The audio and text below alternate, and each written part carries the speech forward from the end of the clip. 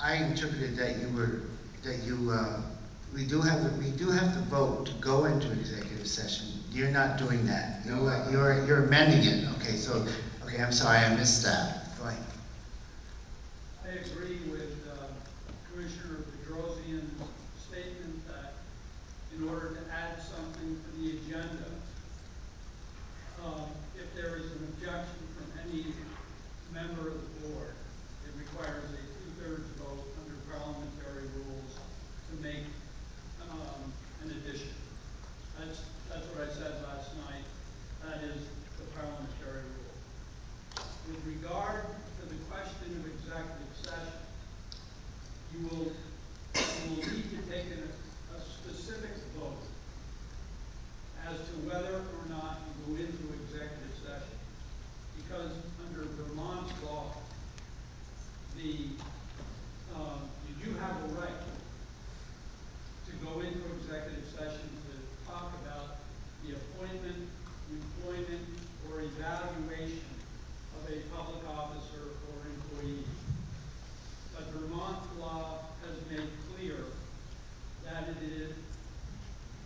is a right and not an obligation. And requires a specific vote. Now, with regard to the question of the contract and the evaluation process, I agree with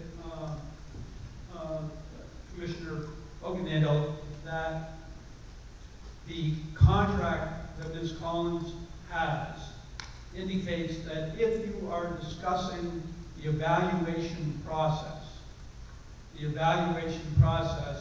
contract that you signed with Ms. Collins indicates that you will do that in executive session. That's what the document indicates. What I am not clear about from your discussion, and you will need to resolve for yourself, is whether you are or are not in the evaluation process right now. I had understood until this evening, when I learned that there was a difference of opinion among you about this point. It had been my understanding that the formal evaluation process concluded in March, and that you were simply dealing now with the question of extension or not extension, which would be in the category under the open meeting law of appointment or employment, giving you a right but not an obligation. I am not sure from the discussion that I've heard over 2 days whether you're in the evaluation process or you're not in the evaluation process. But regardless, you will need to take a vote to go into executive session under that statute, and it will require a majority of those among you to be able to go into executive session. And then once in executive session, you can have discussion but no action. Okay, but that's not the question I think that I need to know. What he just did was to amend. I moved to amend the agenda, and I guess the question would be, does striking language from the agenda count as an addition? He's striking the language. He's not asking us to vote whether or not we go into executive session. That's different. I missed that point. Deletion from an agenda under Robert's rules is a simple majority.